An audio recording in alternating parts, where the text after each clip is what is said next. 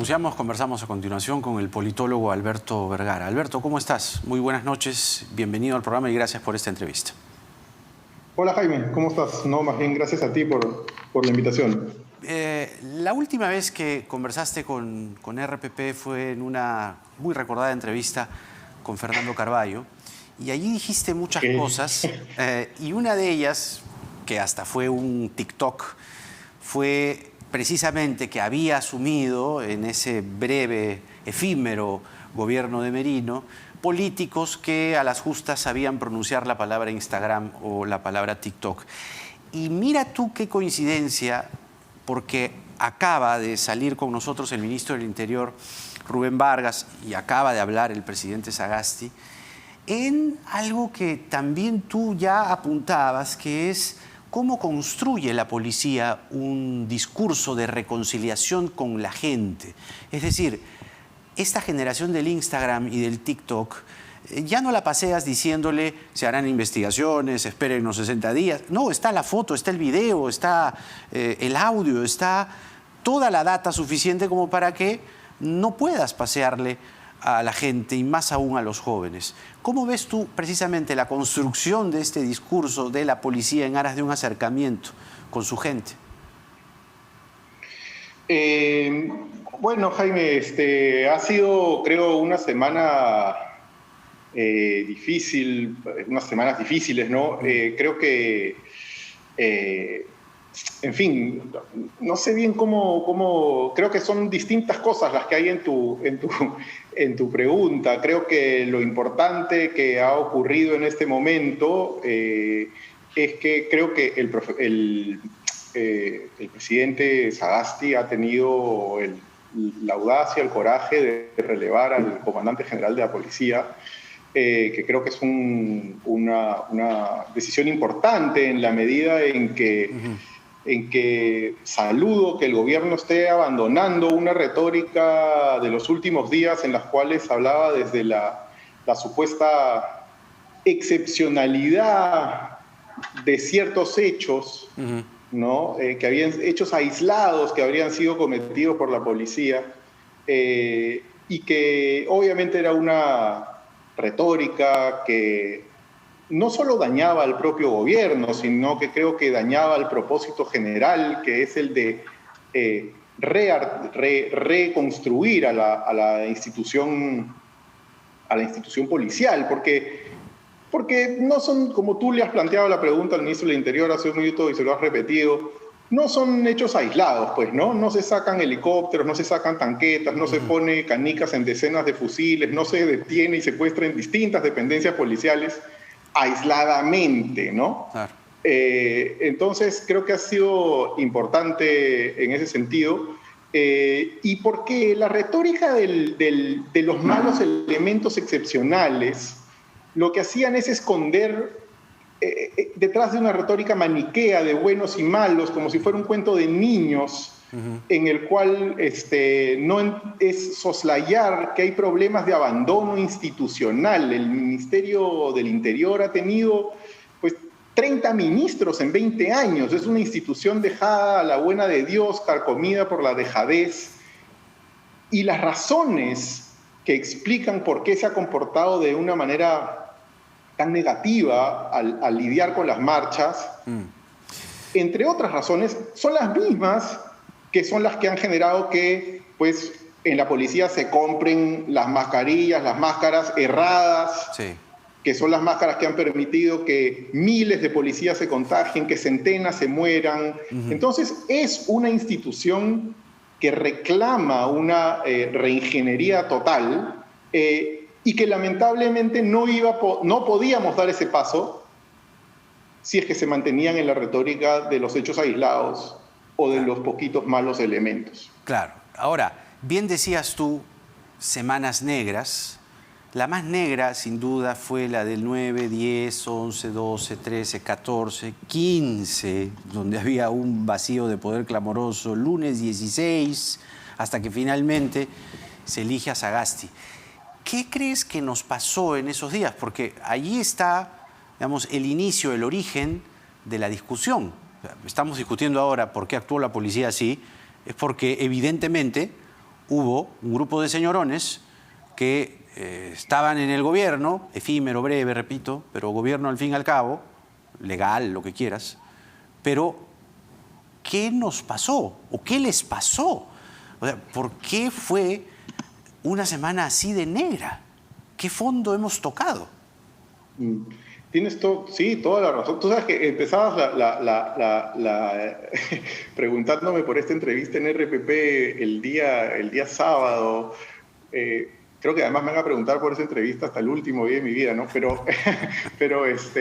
Pero tú sabes que una de las razones por las cuales yo estaba ese día ofuscado es que me pasaron en la mañana un video que me pareció indignante, que era un grupo evidentemente, de este grupo Terna, vestidos de civil, que se estaban llevando a un chico y sus amigos intentan defenderlo, y uno que está vestido con un buzo saca una pistola y los amenaza. Y a mí eso me pareció indignante, la verdad que me sacó, porque es las técnicas de la dictadura, ¿cierto? Es cuando ya actúas fuera de la ley respecto de cuestiones tan esenciales. Y entonces, en ese sentido, lo que dices es cierto, ha sido un noviembre negro, una semana negra.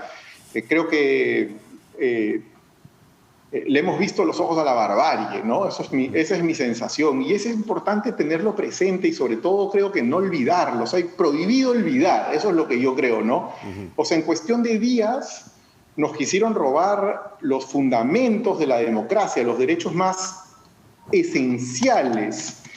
Y es bien importante decirlo, o sea, no hemos tenido un gobierno de 7 días en los cuales teníamos divergencias sobre algunas políticas, si SUNEDU o no SUNEDU, o políticas que te pueden gustar o no gustar. O sea, tuvimos un régimen que acudió a los métodos de las dictaduras, que violentó las garantías más elementales de los individuos. Nos quisieron someter vía el terror, ¿no?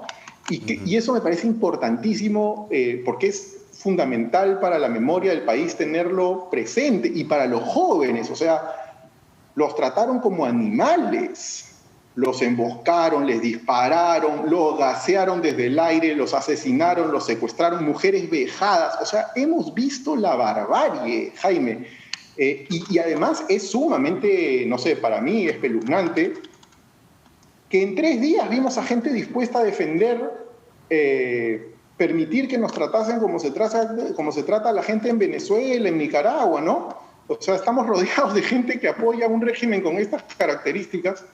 Ver en la esfera pública gente defendiendo estas cuestiones ha sido muy traumático, diría yo, ¿no? Tantas empresas que no dijeron nada. Como decías tú, tanto señorón que miércoles, jueves publicaba estos comunicados tibios mientras un gobierno le disparaba a la gente. Felizmente muchísima gente se opuso también y no se puede soslayar eso, ¿no? Pero en fin, yo creo que Merino, Flores Arauz, los ministros del Interior, de Justicia, realmente han sido los operadores de un gobierno siniestro, ¿ah? Alentaron este comportamiento salvaje contra los ciudadanos que marchaban pacíficamente, y creo que, insisto, prohibido olvidar, ¿ah? Recojo esa última expresión que le habías dicho hace un momento porque quería seguir el hilo a partir de ello con la siguiente pregunta. ¿Somos, pues, proclives a olvidar o a guardar todo debajo de la alfombra o a decir, bueno, al final ya está, ¿no? Creo que la generación del Bicentenario, coincidirás conmigo, esta valiosa generación de jóvenes, nos está reconduciendo a dejar esas viejas costumbres, esas viejas mañas. Y tú has dicho bien, viejas mañas que se han querido y se han llevado a la práctica en la semana de Merino. ¿Quién carga políticamente ese pasivo? ¿De qué espectro político? Ya, ok, la ultraderecha, ¿no? Pero ¿quiénes visibilizan ese pensamiento? ¿Quiénes lo pasan por agua tibia? ¿Y cuál va a ser el pasivo, si es que no nos olvidamos, ¿no?, en las elecciones de abril? Bueno, son varias cosas. Sí, o sea, ¿quién es el responsable? Yo creo que los responsables directos, efectivamente, pues son todas las gentes que sirvieron al gobierno autoritario con prácticas como las que acabamos de mencionar de Merino. Yo creo que esos son los responsables directos. y no podemos olvidarlo, y la justicia tendrá que procesarlos. No nos olvidemos que no hay misterio aquí. Las organizaciones de derechos humanos internacionales, nacionales, todo el mundo venía diciendo durante la semana que la policía se estaba comportando de manera brutal. Y el señor Antero Flores Arauz los alentó, los protegió y les dijo que en él siempre encontrarían un defensor. Entonces, creo que ahí está la responsabilidad fundamental. Ahora, también es cierto, no se trata de quitarle esas responsabilidades individuales, pero también es cierto que no podemos perder de vista que esto se produce en un sistema político que ha entrado en acelerada descomposición, con líderes políticos que no lideran a sus bancadas, con partidos políticos que no existen, que no representan, con una fiscalía que uno no entiende a qué juega, filtrando información a unos y a otros, generando inestabilidad, con un tribunal constitucional que dice que no le compete manifestarse sobre una disposición constitucional. Es como realmente el delirio, ¿no? Como si la FIFA dijera, no, sobre fútbol no opino, digamos. Entonces, lo que tienes es una suma de disfuncionalidades políticas e institucionales que hacen que tenemos que entender que este no es solamente un problema de responsabilidades individuales. Es decir, mis colegas politólogos hace años que hablan de la crisis de representación. No es gratis, ¿no? Nadie habla de crisis de congresistas, lo que tiene es una crisis de representación. Y en ese sentido, yo creo que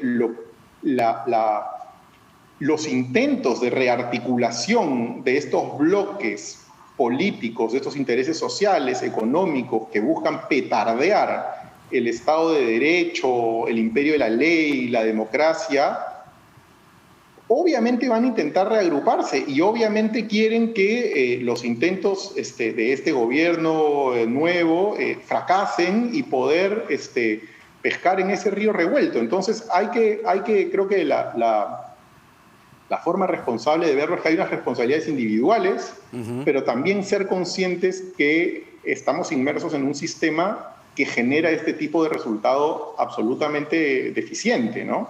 Ahora, ciertamente esta generación bicentenario no se puede, y me proyectaría a decir que no se va a quedar callada, que ya instaló su discurso, ya instaló su presencia, y eso ya es mucho. Además, enhorabuena, en un proceso electoral. En ese sentido, Alberto, ¿cuál es para ti la agenda bicentenario? La agenda de la generación del bicentenario. ¿Qué es lo que buscan estos chicos ya instalados, ya visibles en el espectro político? Podríamos dividir esa pregunta en dos bloques, digamos, la respuesta. Una cosa que creo que es bien importante es que es el carácter. Es decir, aun cuando antes ya había habido manifestaciones ciudadanas que han sido recurrentes en defensa de estos principios republicanos de los que hemos hablado, creo que hay unas dimensiones nuevas en estas marchas. Lo masivo, su naturaleza descentralizada y una juventud, no sé si tú lo ves así también, pero alegre, la vitalidad, la alegría, las bromas que han rodeado a esta Semana Negra, todas las cuestiones de Antero Flores Arauz como que ya había muerto y había muerto de autoasfixia erótica, toda esa chacota extraordinaria que le ha dado una alegría, ha sido una festiva indignación, yo creo, y eso es algo que hay que agradecerle a esta juventud, ¿no? Yo creo que esta revuelta de festiva indignación resulta como una suerte de transfusión de sangre para nuestra república, ¿no? Entonces hay un primer elemento que me parece de actitud.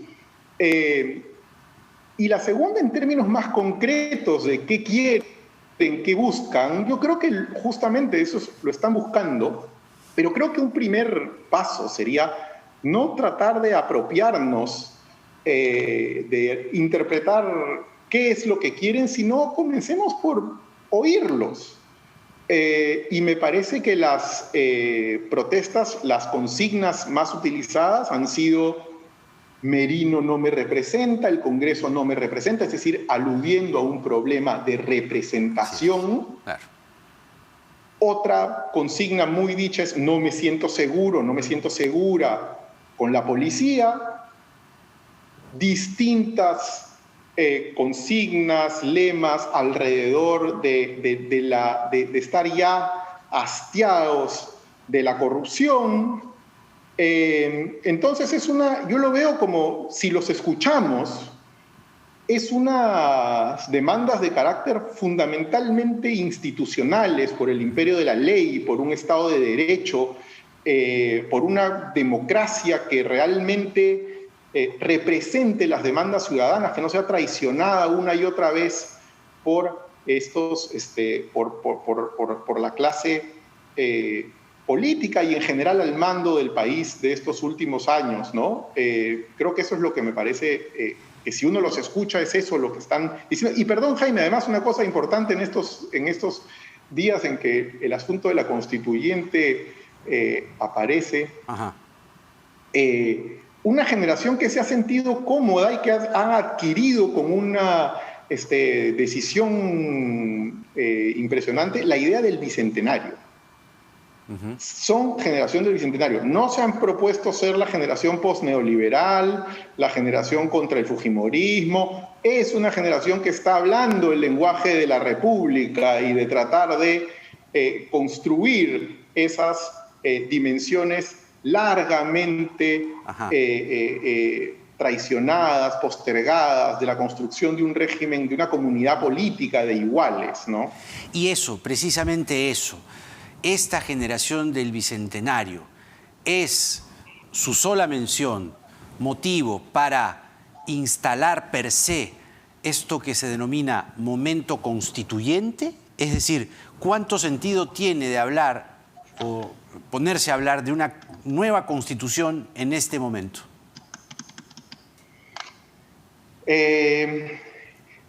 Yo no le veo la urgencia, honestamente. Me parece que es importante empujar una serie de reformas, creo que es lo que reclama la gente, pero en un país como el Perú, con 12 o 13 constituciones en tu historia, a mí me parece que en un país como el Perú lo revolucionario no es reemplazar constituciones, sino lograr que duren, ¿no? Por lo tanto, creo que hay una serie de razones por las cuales no me parece prioritario. Tampoco hay que tenerle miedo al cambio, ni eventualmente si hubiera que hacerlo, pero yo por lo menos veo que en este sentido que acabamos de decir, las demandas de la calle, de la opinión pública, no las veo relacionadas a una nueva constitución. Me parece que hay un reclamo de otro tipo, reformista, y que hay que, como digo, cuidar. Pero además porque creo que los problemas más graves del país no están en un texto legal, ¿no es cierto? Están en la manera como actores políticos y sociedad han entrado en una dinámica nociva de cortoplacismo, miope, suicida, ¿no? Entonces, con otra constitución esa dinámica se va a prolongar. Es decir, la constitución del 93 se utilizó bajo un gobierno dictatorial en los 90 y se ha usado para la democracia en los 2000. Entonces la Constitución en sí misma no explica bien ni lo uno ni lo otro, ¿no? Y finalmente el último punto sobre la posibilidad de la Constitución, creo, Jaime, es somos un país sin actores políticos representativos, ¿no? Como dice Eduardo Bayón, ha escrito en un texto algo que me parece muy revelador, dice, no tenemos actores, pululan personajes. Entonces, sin actores representativos no puedes pactar. Y de hecho, si una de las frases que más dicen los peruanos es, pucha, ¿no? Siempre dicen, pucha, este Congreso es peor que el anterior, ¿no? Siempre dicen eso. Y entonces, ¿por qué creeríamos que cuando convoquemos una constituyente van a decir, pucha, qué orgullo, cómo proliferaron patricios probos de pronto? No va a ocurrir, pues, ¿no? Entonces, o sea, en resumen, creo que hay que hacerle reformas, precisiones a la Constitución, pero postura de reemplazarla no me parece oportuna, ¿no? O por lo menos no es oportuna aún, me da la impresión. Alberto, como siempre, un gusto haber conversado contigo. Muchas gracias por esta entrevista y será hasta una nueva oportunidad, ¿eh? No, gracias a ti, Jaime. Siempre es un gusto. Hasta la próxima. Alberto Vergara con nosotros, muy lúcido, prolijo politólogo que tenemos aquí en el Perú.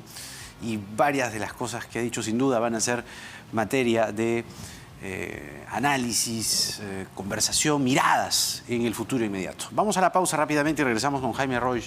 Él integra el comando vacuna. ¿Qué pasa con la vacuna? Es algo que vamos a dedicarnos todos los días, por lo menos en este programa, a mirar atentamente, porque nada está dicho.